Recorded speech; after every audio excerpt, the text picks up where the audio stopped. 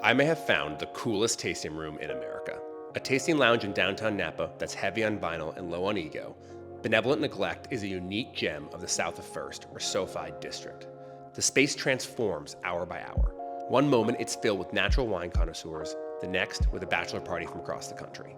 This diverse tapestry of visitors and vibes, with warm tunes and great wine, come together to create a very special space. Bro, how you doing? Nice to see you again. Likewise. I'm So, well. where are we right now? We are at our downtown tasting lounge at Benevolent Neglect Wines. Cheers, man. Drink to that. Cheers. And tell me, first of all, what's your name? My name is Ben Brenner. I'm one of the partners here at Benevolent Neglect. There's three of us. So it's myself, Jeff Warren, and I handle the front of house, and then Matt Nagy is the winemaker. So we started the company back in 2013, very, very tiny, and now we're moderately less tiny. And what's in the name Benevolent Neglect? The name is Ben, right? Right. Yeah. Yeah. Lots of people assume that it's just a very vain attempt to put my name in front of everything, but no, it's really how we want to attack making wine and how we want to pursue incredible vineyards to work with and make wines that are really true to the vineyard and true to themselves. And we do that by doing as little as we possibly can to the grapes as they come through the winery and keeping our fingers out of the pot, as they say. And that way we're able to make really great wines that are very simply made. We joke that it's a parenting style basically, but for grapes. I like that. Yeah. I should try that with my kids. To follow up on that point, where does this sit between a natural wine then? Because I know folks talk a lot about natural wines. Yeah, people come in here pretty regularly saying that they were looking for natural wine, or that's how they found us. It's not a term that carries any real legal connotations or guidelines, so we don't use it internally. But philosophically, making wines that are of the earth and of the dirt, and that don't contain a lot of unnatural chemicals or manipulation, we share that ethos for sure with the natural wine community. We try not to be too dogmatic about life in general, so we work with mostly organic vineyards, although not entirely. We work with really natural winemaking techniques, but we do use sulfur and yeast and stuff like that. So we want to make really, really sound, really beautiful, delicious wines that are share the kind of lighter, more approachable, kind of more fun packaging and approachability with the kind of natural wine world. And tell me a little more about where you source your grapes from, and geographically as well, where we're sitting today, and kind of where you guys pull grapes from. Sure. So we are Napa based.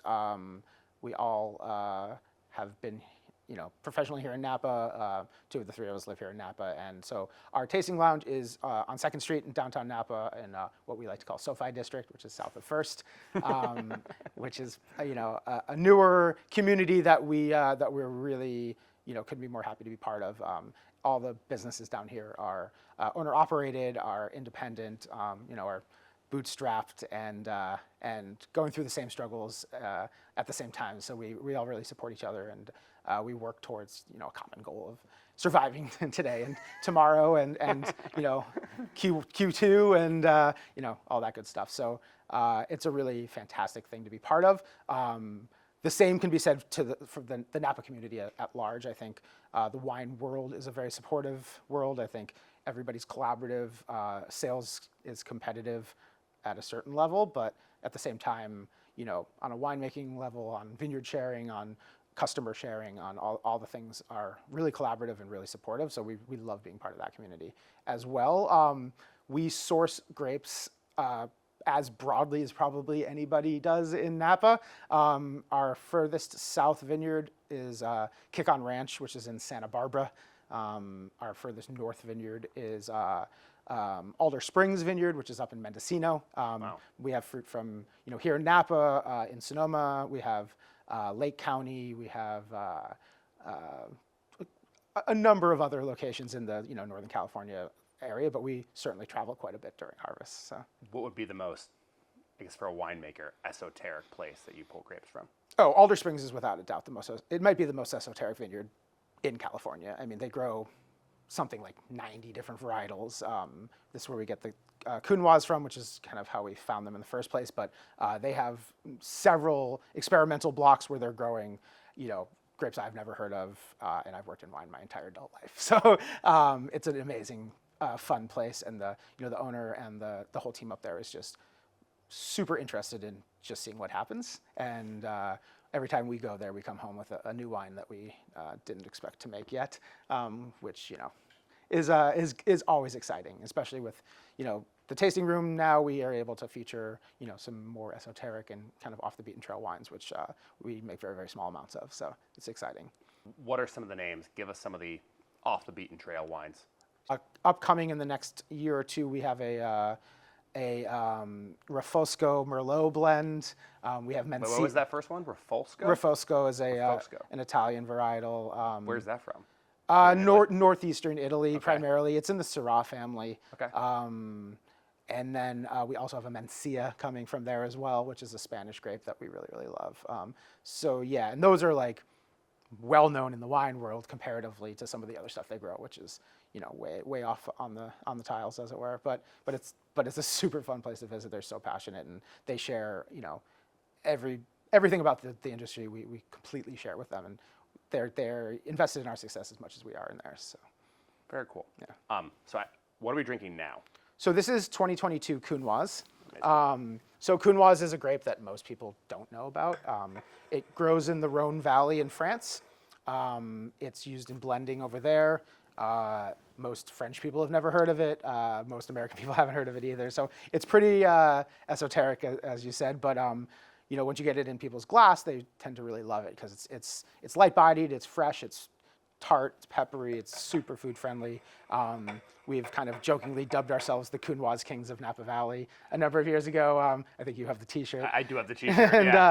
And I'm the Counoise jester. it's an honored role. I had another sip. What I love about this wine, which I open a lot at home, is normally if it's the afternoon or early afternoon even, you're going for a Sauvignon Blanc or even kind of a racier Chardonnay, like a Sonoma Coast Chardonnay from roundish here. Yeah. But I love this because it's light, it's fruity, but it's balanced with like the tartness. Yeah. And it's like super low alcohol, I think, for a red wine. Yeah, this one weighs in right around 13%. Yeah, so it's not going to put you back again in the early afternoon. Certainly. Yeah, it's just fun. Yeah, we actually make 3 versions of Counoise now. Oh, well. Obviously. You're now the Counoise court. Yes, yeah. So we make this one, which is, I would say, the most red wine version. We make a very, very light version of this from a different vineyard called Windmill Vineyard, which we call Rosato. That's what I've been drinking. Which That's is really light. That one is like 10% alcohol and super that's light.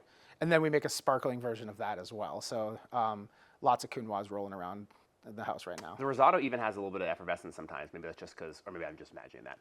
Feels a little prickly. Yeah, it's super high acid and super low alcohol, so that kind of translates that way, I think. Very cool. Yeah.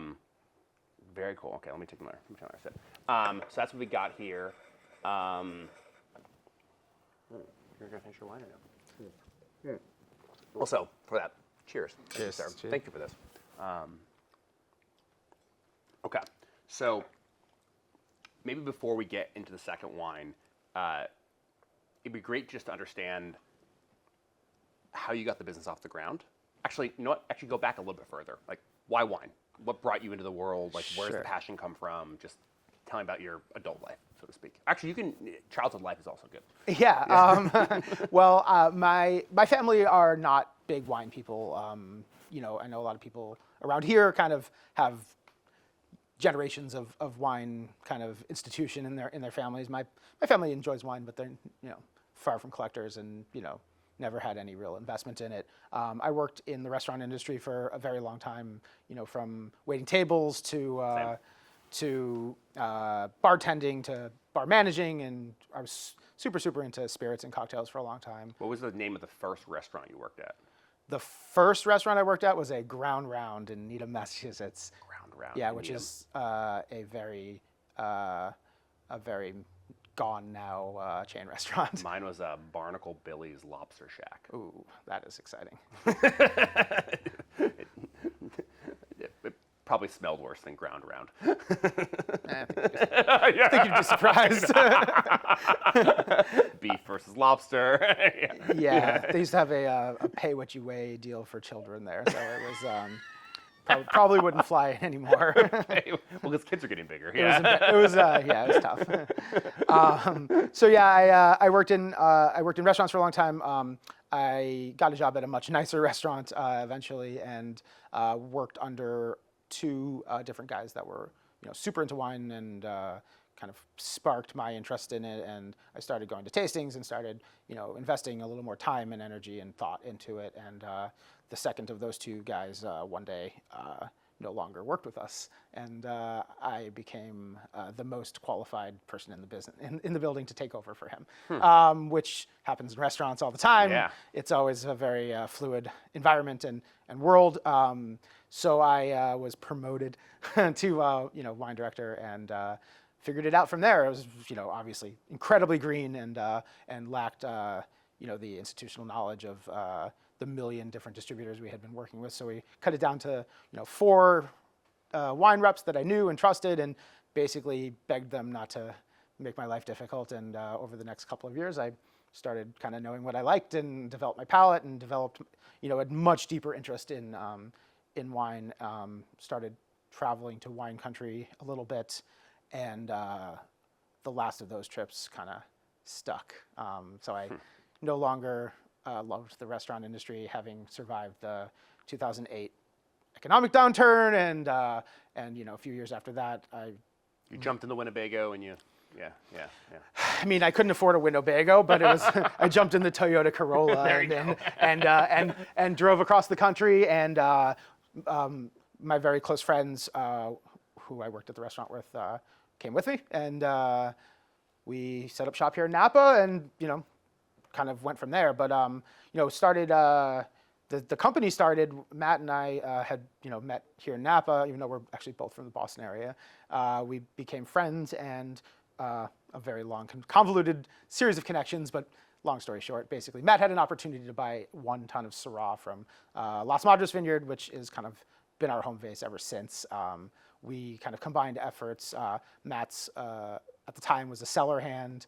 I was working in tasting rooms, so we had very divergent skill sets that kind of fit together really nicely. Matt tells the story a little differently. He said that I told him he didn't have the personality to sell wine, so which I don't remember saying.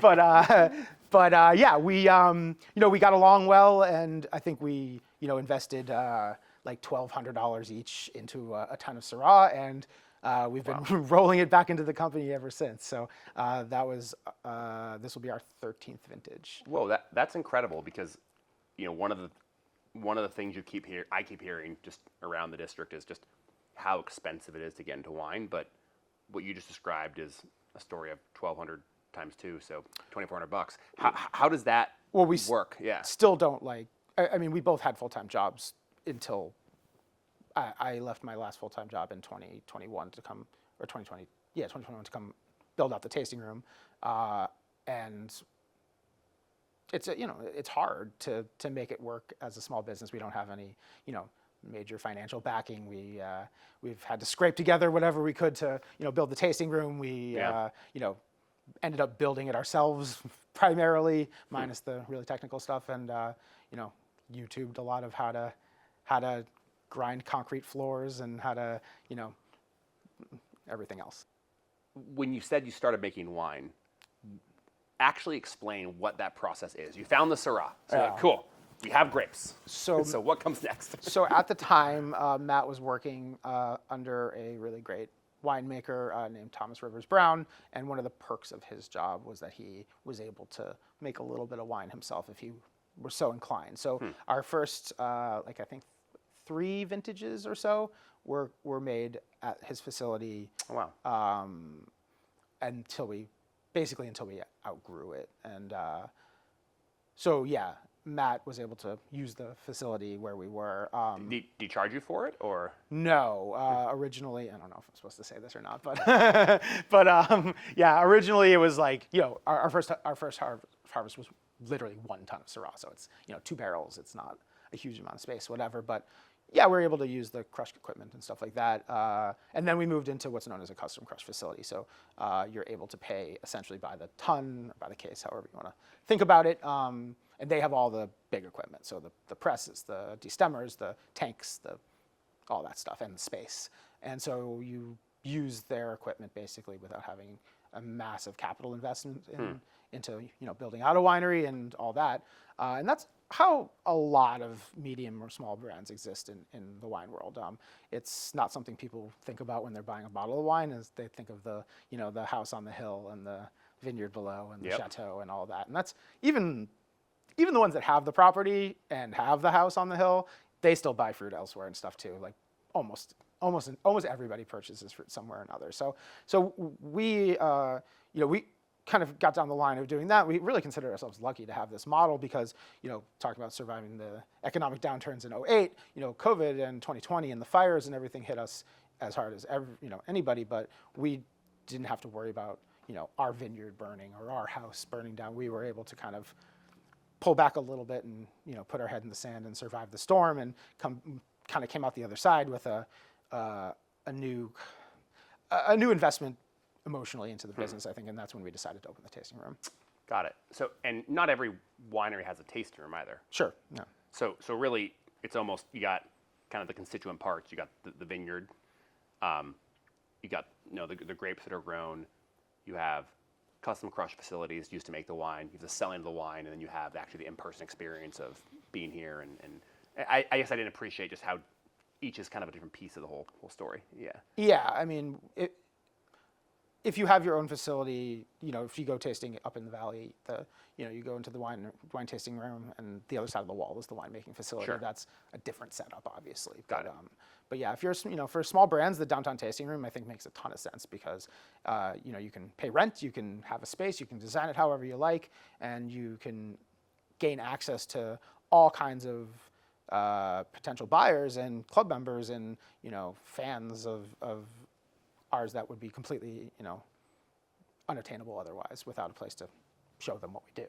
So when we decided to do that, that's why we wanted it to be a comfortable, loungy environment.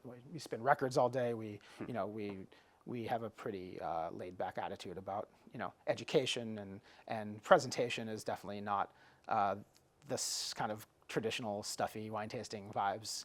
But I'm also always happy to nerd out with people if they want to dig deep. You can sense the room. Yeah. Right. Yeah. Exactly. And if people depending on what kind of music they ask for, kind of tells so how does that tells work? the tale. Okay, so how does that work with the music requests? It's part of the offering. Well, yeah, we definitely are into people bringing their own records to spin because we have a finite number of records at any given time, so it's always cool for people to bring in stuff. I especially personally appreciate when people bring in more modern, kind of more like pop music that I just don't have any real experience with. So I like to broaden my horizons and avoid being too of an old man shaking my hand, fist at the clouds, musically at least. And yeah, so people do that. People can rummage through our collection and pick records if they like, or they can call out a genre they want to listen to, or and I can always decide to do that or not. So 1, 2, 3 favorite record. Favorite record, wow. Probably the record I've listened to the most in my life is the Allman Brothers Live at the Fillmore East. That's my dad. So a lot of these records are my father. So I didn't go the rebellious listen to different music than your father route. My dad's a musician and listens to really great music. So I went the rebellious listen to different music than literally everyone I know route instead. So a little bit of a different. But the three of us all have record collections, and we all have different. I would say we have a pretty good Venn diagram of interlocking circles where we all like similar stuff, but then we each have an outlier side that I think we've exposed each other to, which is, I think, one of the main reasons it works. I like that. Musically. What's next? So shifting gears from what's probably our lightest red wine to what's probably our fullest body red wine, although they actually coincidentally have the exact same ABV. Oh, wow. Which is kind of interesting. So this is our Cabernet Sauvignon from Meadowbrook Farms Vineyard, 2019 vintage. Meadowbrook is on the west side of Oak Knoll District. It's a really historic vineyard. One of the things we really focused on when we decided to start making grapes like Cabernet and Merlot and Chardonnay and Zinfandel and stuff like that is Like the more like mainline grapes. yeah, we consider them like kind of classic California varietals. We touched on the esoteric, so this Yep. is kind of the classic. And you know, Cabernet is obviously the main player here in Napa.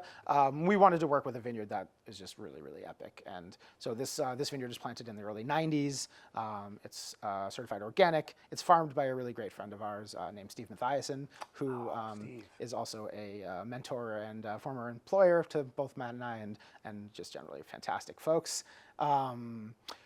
He suggested that we source this vineyard when we decided we wanted to make some Cabernet, and we couldn't be happier with it. It's you know, super old school, originally sourced into a very famous wine called Opus One, which a lot of people know about.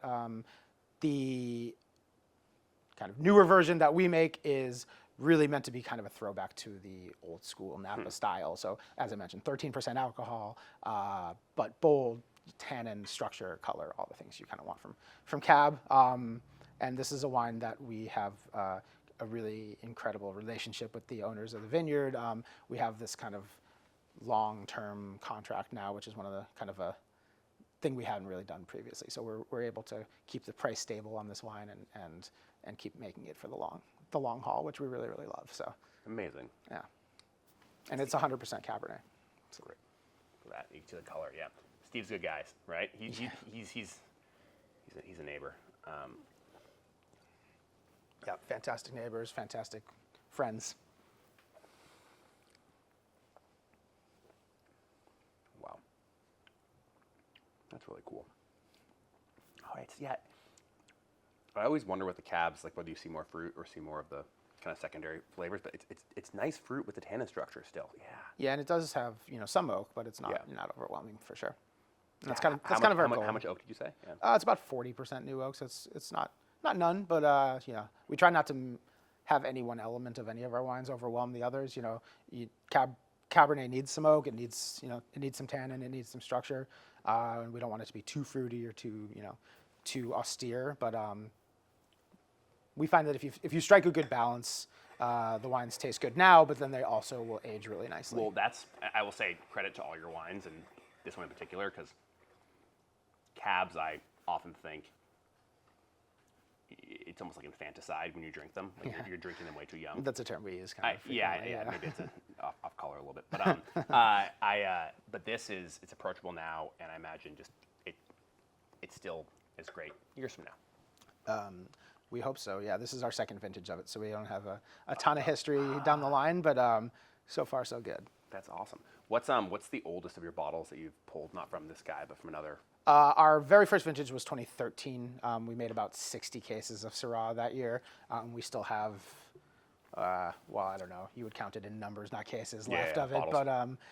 But yeah, those have aged beautifully. Syrah is, I think, one of the most beautiful kind of ageable wines that gets better and better with age. So that's really fun to try those old ones. On our tasting room anniversary each year, we tend to pop open some old bottles and see where we're at on that, and Nice. have a big barbecue. So It is. I mean, it's one of the beauties of wine, how it changes over time. yeah, and I think it's one of the many things that kind of I think spurs the passion for wine is that it is kind of a difficult to nail down or impossible to nail down thing that is alive and changing constantly, and you might know a little bit about a little things or a lot about a lot of things, but you'll never know everything about wine.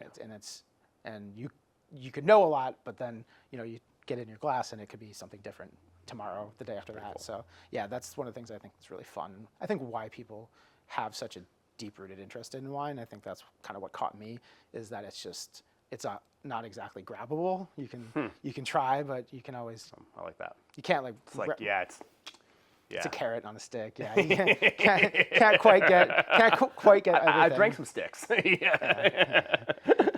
Yeah. So yeah, I think that's one of the really fun things about wine. And going back a beat, you made a big kind of plunge here to, I guess, leave your day job. I know you transitioned, but you took a plunge and you started a business. So tell me about what it was like in the early years, and then also opening the tasting room. And Was it always working, or were there moments where you're like, oh, I shouldn't have done this? Like, give me some perspective there. Yeah, it's kind of a day-to-day thing, I think. But so yeah, Daily? yeah, no, we when we first started, it was so small that it was like a fun thing to do, and Matt and I always figured if we can't make it work year one, well, we can certainly make 60 cases of wine go away, one way or another, and Disappear. at a reasonable price point, But then year two we made double that, and year three we double up, and so it started to be a little bit more real around like 2017, 2018. We started in that like 5, 6, 7, 800 case range, and yeah, I think back then there was always a bit of safety net with having a job and sell the wine when you can, travel a little bit.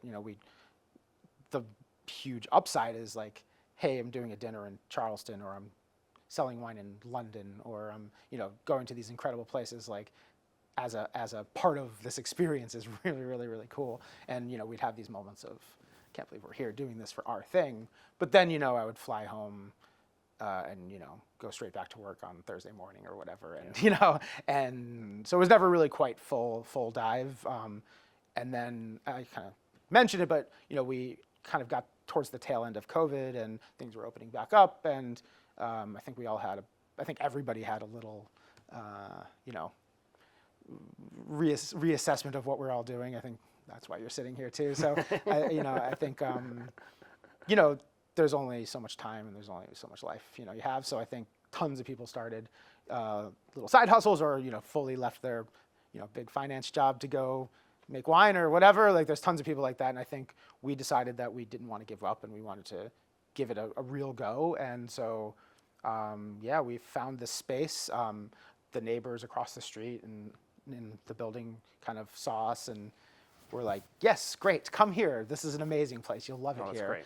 And we've gotten very, very close with with our little community here. And as I mentioned earlier, it's all kind of a big kind of crazy pirate ship on a day-to-day basis. But financially, there's ups and downs. It's difficult to get through the winter, and wine is a weird industry because all your bills come due like in December, when it's the worst time of year for sales, and there's a lot of scratching to get through those periods to get through to the other side. The industry is in a weird place broadly, but I think one of the things that we've come to believe in our core belief system as a company, but also I kind of feel it in my heart as well, is that I think the industry is going to take some hits here, and I think some things that are not so good will go away, and I think people will always, it's cyclical, it goes stylistically, what people are into goes back and forth a little bit, but I think the big mass-produced middling to bad wines that you see on the shelf, I think people are going to be willing to pay a little bit more for something that's real and something that's quality and that's something that's honest and family owned. And I think when times are tough, people circle the wagons and support the things they believe in. And so we feel that with our our core club members and our our fans here in downtown, like, hey, like you can go buy this a similar price bottle at the store, but I can hop in the car and drive over here and get it too. So and I think that's going to continue to be the case. So I think the cream of the crop, rises to the top a little bit, but also I think just people are into stuff that's honest and true. When we first met, there was this fun moment where you were talking to the guy across the street who was talking to the woman down the block, and you had this kind of community vibe going on, all of like shopkeeps. And I think you ran over and gave him a couple bottles of wine, and it felt like home, but obviously we also have a pretty raging Nerf war going on. so it's not all smiles. We're reaching the end of our winter stand down, I think. So amazing. Yeah. So. Yeah. Focus on that on the community. Cool. Tell us a little bit how the community's changed, particularly in downtown Napa, but also the broader winemaking community, and any individuals or just individual stories that you want to highlight that have been really, really, really important to you? Yeah, I mean, I think downtown Napa has changed a lot since I moved here in 2011. You know, the restaurant scene is pretty similar, but I think the tasting room scene in downtown Napa, the wine scene, is just vastly improved. I think that it is an opportunity to have a place that you like. I can't go buy a vineyard and plant a vineyard and have a tasting room. I can't do that. So this is an opportunity to have a place that is real. So I think a lot of the kind of younger up and coming brands, not that we're very young anymore, but I think you can have a chance. You know, you have a shot at it. And so, you know, SoFi District I mentioned earlier. It's not just wine. It's restaurants. It's shops. You know, just on our block. You know, Gambling and McDuck across the street. Adam's the reason we're in this space in the first place. Been a long-time supporter, a friend who, you know, yelled at us from across the street when we were looking at this space. He's like, "Why would you go anywhere else but here?" And we're like, "Well, this was a dry cleaners and it's kind of in rough shape." And so, but we ended up kind of agreeing in the end. And you know, Chrissy that owns Jeffrey's General, we talk every single day. We're for basically family now for 3 years. So this community is incredible. I think the Napa community in general has really not changed that much. I think the wine community has always been like that. I mean, you talk to, you know, we've all worked with, you know, older people that have been around. I love talking to people who are, you know, in Napa in the 70s and 80s and you know, leading the charge. I did a little chat the other day with this guy named Judd who worked for Robert Mondavi, the man himself, for a long time. And, you know, I don't think it's changed much. I think everyone's always been a little, you know, independent minded. I think there's a spirit in Napa that's a little, you know, we're not selling widgets. It's Right. like we were talking about. It's wine is an emotional thing as much as it is a product. You're selling time and place. Right. And I think, you know, you go and you keep doing that. I think, again, you know, people will sell out. People will get conglomerated. There'll be big companies that will come and go. There'll be, you know, all that stuff. But I think the independent kind of small business spirit of Napa will always be there. And have the big businesses, I know that some talk of private equity firms have come in as well. How does the community react to that? And how has it changed the community? You know, it just depends. I mean, I think there's been some like kind of classic Napa brands that I maybe like really loved that have been, you know, gobbled up and chewed up and spit out a little bit. That I think is unfortunate, but it doesn't affect us like on our level very much. I think like, you know, private equity is a thing that a lot of people talk about a lot in the wine world because I think the models of private equity and wine don't align at all because wine is slow and it's, you know, a bad investment. and it takes bad for your pocketbook, but good for your soul. I mean, it's yeah. Good for your heart. I mean, if you're expecting any kind of like return on your investment, then it's not great, you know. But as far as, you know, the classic models go, but if you have the patience and you can kind of get into it, then you can build something real. So I think it's interesting, but I don't think it's going to affect us. Other than some of these kind of big companies going away clears some space for us to grow a little bit and fill in some gaps and make a little more money ourselves. So. No, and I think to your point around just family-owned, independently owned winemakers, I mean, it's something that my friends always ask about when they visit Napa, and it's always wonderful to have folks recommend, and particularly folks that are downtown, because it's easy to then go to several at once. But just, you know, feel the community, and you guys have built a great one. But what there's a reason I keep coming back, and why I'm so happy we got to chat today, because when I first moved to Napa a couple years ago, just walking in, feeling the community, and then the approachability of the wines, but also seeing you and the way you felt out all the levels in the room, like it was different groups all around the room from different parts of the country, and just seeing the way you talked with each person. And I was like, oh, there are levels to this guy, and he can meet people where they are. So and your levels to your wine, it's really, it's awesome.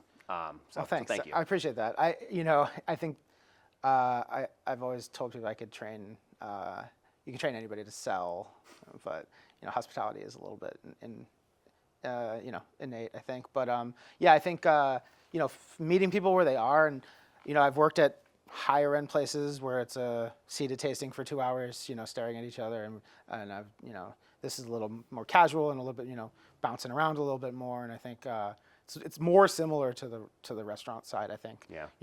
Hosting different tables at a different time, but we always talk about finding those really great buyers and finding the people that are collectors, and I think we also talk a lot about finding people who are maybe going to be that someday. And so if somebody walks through the door and they look me in the eye and they engage and they ask interesting questions, You're gonna bring them on the journey. I mean, if they buy a couple bottles today and they buy a couple bottles tomorrow and they join our club next time they come in, and then get a promotion, have a little more money, whatever, 25-year-olds are able to purchase some wine, and when they're 30 maybe or 40, and if they can be lifelong fans of ours and keep buying wine, then it's worth the initial investment of time. It's worth it anyway, but to answer a bunch of questions that I think people would be a little, some people may turn their nose up a little bit at intro wine 101 kind of stuff, but I've found honestly found a lot of joy in it at this point, like trying to shepherd some young people along. I mean, carding people whose birth year starting with a 2 is wild, but it's the future of our industry, and I think the big wig corporate wineries are always it was always, how do we capture the millennial buyer? How do we capture Gen Z? How do So how do you capture Gen Z? I don't know. I have no idea, but just just try to be yourself, and I think there's no media strategy to it. I mean, I manage our Instagram. I'm 42 years old. I don't know how to do it. I figure it out. I also don't know how to I don't really know how to take care of plants. I don't know how to build wood walls, but you just kind of do it. You told me earlier you ground down this concrete. Yeah, but I didn't know how to do it. Just did it. Yeah, you YouTube it, you figure it out. I have a old shitty pickup truck. I fix it. I don't know how to do it. It's it is small business ownership. I think at its kind of core. I think you said the American dream. I think it is that. I mean, it is not always a perfect dream, but it is. I get to be myself and be independent and not edit my language too much at my job, which is fun. And I think at the end of the day, we have a really good time doing what we do, and we're really proud of what we do. And I think that translates, even if what the wine in the glass isn't for everybody. That's going to be the case no matter what. If people are looking for 15, 16% red blends, sure, then maybe we're not for you, but I'm going to show you a good time either way. So I think the more young people that are coming through the door asking for natural wine, or asking for minimal intervention or organic farming, or we have this kind of group of wineries. A writer for the San Francisco Chronicle wrote a book many years ago called The New California, and that's kind of the Steve Mathiasens and Dan Petrovskis and Ted Lemons of the world, who are now all principal winery owners and all have properties and all that great stuff. Which is crazy, because I think Dan started out basically the exact same way you did, right? Yeah, Dan actually never had a tasting room or anything. He's just a genius of selling stuff. But never owned a vineyard, right? Or nope. Yeah, always sourced all his fruit, and now he's a Gallo wine employee, which is the dream. To our earlier comment. Yeah. Right. No, but he's amazing, and right, he's a genius, and but those guys set the stage for us to do what we do, and a lot of brands like us. And I meet people now who are like, yeah, we went to Healdsburg and we went to see Sam at Idlewild, we went to Arnold Roberts, we went to Mathiasen, we went here, we went to River Club, we went to all these like-minded places that are cool. And I'm like, yeah, you should tell everyone to do that. That's amazing. That sounds like, for one, a great trip, and that's happening more and more and more. So there's more, just in downtown Napa, there's 5 tasting rooms I would send you to right now where you would feel the same ethos as we have. That's great. And that's never been the case before, I think. It's really cool. Yeah. Feels very American to me, but I mean, people, all different dreams, but feels very American. Yeah, because it's you in this glass. I love it. Well, it's us. Yeah. Sorry. Yeah, for sure. And We're partners. Right. No, I never take credit for the winemaking side, although I do help a lot. Yeah. But No, I think what we have is we're very lucky, and we've come up in an interesting time, and it's not been easy. Sometimes we joke that like, hey, had we been here 20 years ago, this all would have been a lot smoother, But that's not what we have. So yeah, we have a good time, and I think. Wait, if I could pause you for a second. You said if it was 20 years ago, it would have been a lot smoother. What do you mean? Things were cheaper, things were easier. The wine industry was a little more easy to parse back then, I think. But who knows? Maybe they had equal problems that we just don't know about. It just looks, grass is greener back in the day. Sure. But yeah, I think. To that point, if you could snap your fingers and make one thing easier for winemakers, for business owners, what would it be? I think one thing. I mean, just make everything way less expensive, but that's obviously not one thing. But I think if we had, sometimes it feels like the like local government doesn't support us as much as we would want for a small business. So there's difficult pathways that are put in place, and there's this huge controversy going on right now in the small Napa wine world about essentially about kind of inane, boring nonsense that nobody cares about, but it's this huge controversy, and the county's coming down on what I consider to be the wrong side of history, and so it's difficult for a lot of brands to just do what they do. This is the family-owned winery that's been doing industry tastings, right? Yeah. And they've been smacked because they're doing tastings or it's commercial or something. Yeah. Yeah, I just don't. It's just. And they're just trying to survive. Yeah, I just don't get why it has to be so difficult. Like from that level, like follow them. They are following the rules. Like everyone's following. It's following the rules. It's just the rules change, and it's difficult to understand. So I think making all of the like governmental, both like local, federal, otherwise, making it all simpler, easier to understand and more small business friendly. I think more people would do this. It's just hard to figure out some of this stuff. So I think it's interesting hearing your story where. And to be clear, I am not able to figure it out. My business partners have made a lot of this possible for me to continue like being part of this, because a lot of that like paperwork stuff is really, really difficult for me. So Interesting. No, it's just interesting to draw a contrast where your community has been so helpful. yeah, But then you've still, government and community, I guess, are different things, and the government's been a challenge. Local government's been a challenge. and not even just like not to us specifically. Like 100%, we've had like our building inspections went smoothly, like stuff like that was fine, but it just could all be easier, and it could all be a lot more business friendly. Like there's the other businesses in town, the hotels, the restaurants. I mean, running a restaurant in California is nearly impossible. Like it's really difficult. So, all of these businesses that have gone out of business because of COVID and because of whatever else are being replaced with new ones. But I think if the path towards small business ownership and success was easier and smoother, I think a lot more people would do it.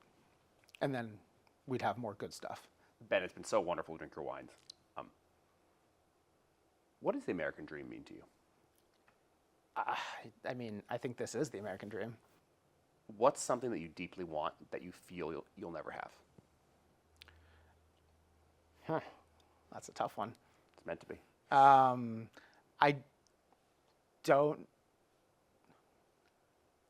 don't know. I don't think there is anything that I like will never have. But I mean, right now it seems like owning a home would be nice and something like that. But I think that will happen eventually. Like it's just we're in the like trough of the small business ownership experience right now. So it's coming out like we're coming into year 3. I think things are really looking up, and we're sticking. So I think we'll get there. And I want to say, like, there's a lesson here, which is you built something which is super special, super community-oriented, tastes amazing, and despite the turbulence in the industry, you're doing great. And I think that speaks to some specific truth. Yeah, I think we've always been able to pivot, be light on our feet, and buy low a little bit when things are a little rough, and make something worthwhile. So I think so. Amazing. Thank you. Thank you. That's great. Awesome. Thank you, dude. So much fun. Also, great wine. Thank you. Now, I'm still drinking Zinfandel, but that's okay.